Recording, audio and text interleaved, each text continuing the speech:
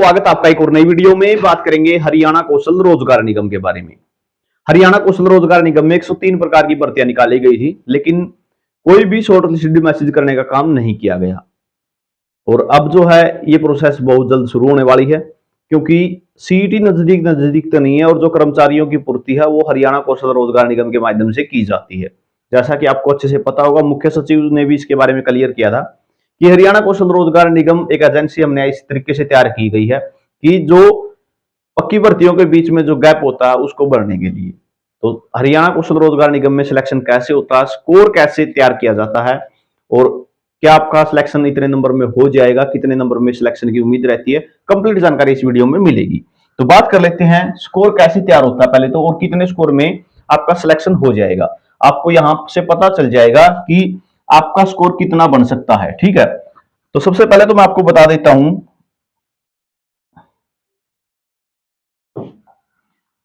जो एचकेआरएन की पॉलिसी है, उस पॉलिसी में पहले 100 नंबर का क्राइटेरिया था। ठीक है, उसमें से अब जो है 20 नंबर हटा दिए गए हैं।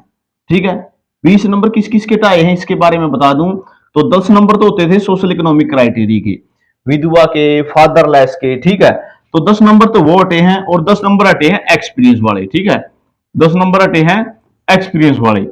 इन 10 और 10 को कोर्ट केस की वजह से हटाया गया है। ठीक है, अभी तक पॉलिसी को अमेंडेड नहीं किया गया है, यानी पॉलिसी अभी तक भी 100 नंबर की ही है, इसका सुधार नहीं किया गया है।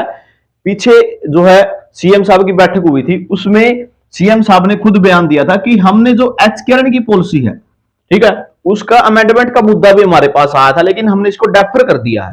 ठीक है, यानी इस पर आगे फैसला किया जाएगा कि पॉलिसी कितने नंबर की होगी। यानी जो ये 20 नंबर हैं इनको तो हटाना है ही, क्यों? क्योंकि इस पर सुप्रीम कोर्ट ने जो है आदेश दे दिए हैं, तो ये 20 नंबर तो हटेंगे।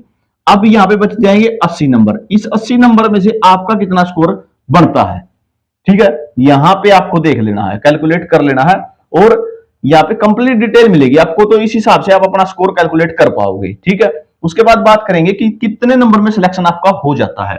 सबसे पहले तो 40 नंबर है। ठीक है, ये 40 नंबर है आपकी फैमिली आईडी के, weightage on the basis of annual family income, यानी आपकी जो फैमिली आईडी है पीपीपी, ठीक है, परिवार पहचान पत्र, उसके हिसाब से ही देखे जाते हैं। ये 40 सभी को नहीं मिलती, इनकम के हिसाब से मिलते हैं। किस हिसाब से मिलते हैं ये भी आगे बात करेंगे।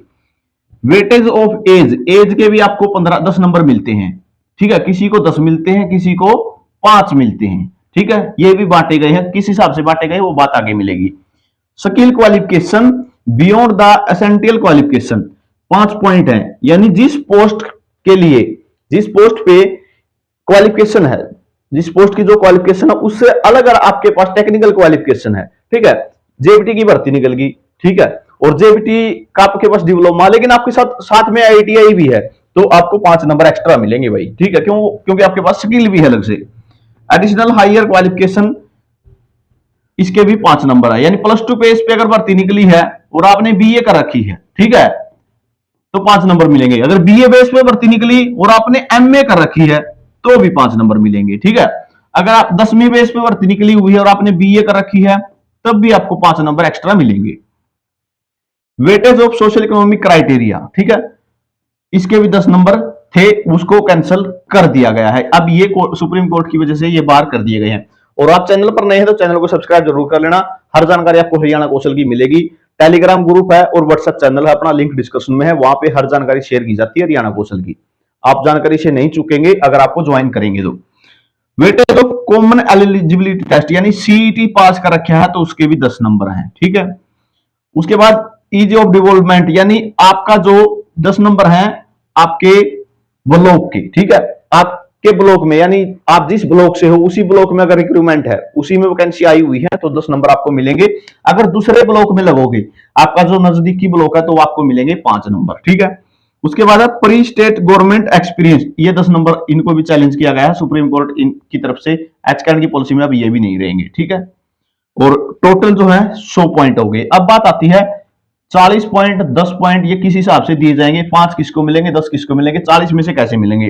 तो यहां पे आप देख सकते हो 1 लाख तक जिसकी इनकम है उसको मिलेंगे 40। ठीक है, जिसकी इनकम 1,01,000 से लेके 1,80,000 तक है उसको मिलेंगे 30 पॉइंट।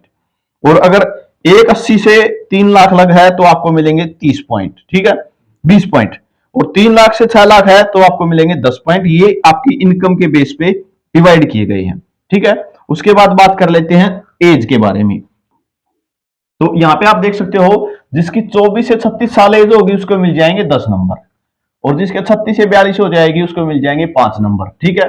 अब बहुत से पूछेंगे भाई 1824 को आपको मिलेगी 0, ठीक है, आपको मिलेगी 0 अगर 18 साल और 23 साल तक के हो, ठीक है, यानी 23 साल अगर 11 महीने और 30 दिन के भी हो या 29 दिन के भी हो तब भी आपको 0 ही मिलेगी, ठीक है। 24 साल का होना चाहिए, 36 साल तक 10 मिल जाएंगे, 36 से 42 को 5 मिलेंगे। उसके बाद 5 नंबर सीधे सीधे आपकी स्किल क्वालिफिकेशन के हैं, ठीक है। और जो ये ऑर्फन विडो वाले थे, ऑर्फन को 10 मिलते थे, विडो को 5 मिलते थे, फादरलेस को भी 5 मिलते थे, इनको हटा दिया गया है। सीईटी के 10 नंबर जरूर मिलेंगे आपको। और इजी ऑफ डेवलपमेंट यानी 10 पॉइंट जो ब्लॉक के हैं, देखो सेम ब्लॉक में आओगे आपके ही ब्लॉक में तो 10 मिलेंगे, अगर दूसरे ब्लॉक में आओगे तो 5 मिलेंगे, ठीक है। तो इस हिसाब से आप अपना स्कोर देख लेना कितना बन रहा है, 80 में से ये स्कोर रहेगा, ठीक है। आपका फैमिली आईडी के हिसाब से जैसे किसी के 30 बन रहे हो, फैमिली आईडी में 30 मिल गए, लगभग 30 ही मिलेंगे क्योंकि 1 लाख से कम, बहुत से कम कैंडिडेटों की मिलेगी, 1,80 तक बहुत ज्यादा मिल जाएगी। यहां से मान के चलो 30 मिल गए, एज के आपको 10 मिल गए, ठीक है। उसके बाद बात करूं स्किल क्वालिफिकेशन के आपको 5 मिल गए, ठीक है, हायर क्वालिफिकेशन के मिल गए 5, आपको सीईटी दे रखा तो 10 मिल गए। तो इस तरीके से आप अपना स्कोर जोड़ सकते हो, ठीक है। यहाँ पे देखोगे जैसे इस कैंडिडेट के 60 बन गए हैं, ठीक है।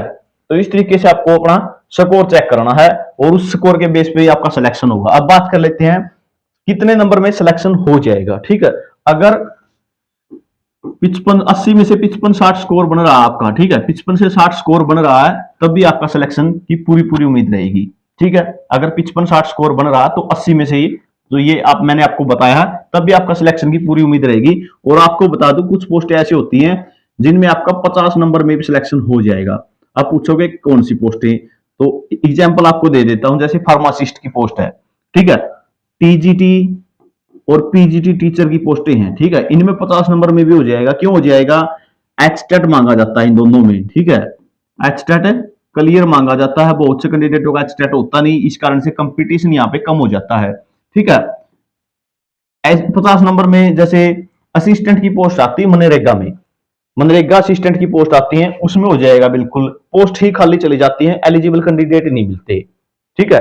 तो अब अगर ग्रुप डी का फॉर्म भर रखा है तो ग्रुप डी में भाई 60 प्लस स्कोर आपका जरूर होना चाहिए, तभी आपका सिलेक्शन होगा। कंपटीशन ज्यादा होता है, 10वीं पास पता नहीं कितनी पब्लिक ने कर रखी है, ठीक है। तो ये जानकारी आपके लिए रहेगी। मेरे हिसाब से इतनी अच्छी जानकारी यूट्यूब पर किसी ने प्रोवाइड नहीं करवाई होगी हरियाणा कौशल रोजगार निगम के बारे में, ठीक है। वीडियो कैसी रही कमेंट सेक्शन में जरूर बताओगे, कमेंट करके वीडियो अच्छी लगी हो लाइक शेयर कर देना और चैनल को कर लेना सब्सक्राइब। हरियाणा कौशल की अगर एक कैंडिडेट को भी नौकरी मिलेगी, एक का भी मैसेज आएगा तो भी जानकारी आपको जरूर मिलेगी। तो ये जानकारी रहेगी। वीडियो आपने देखा इसके लिए बहुत बहुत धन्यवाद। आपका दिन शुभ हो।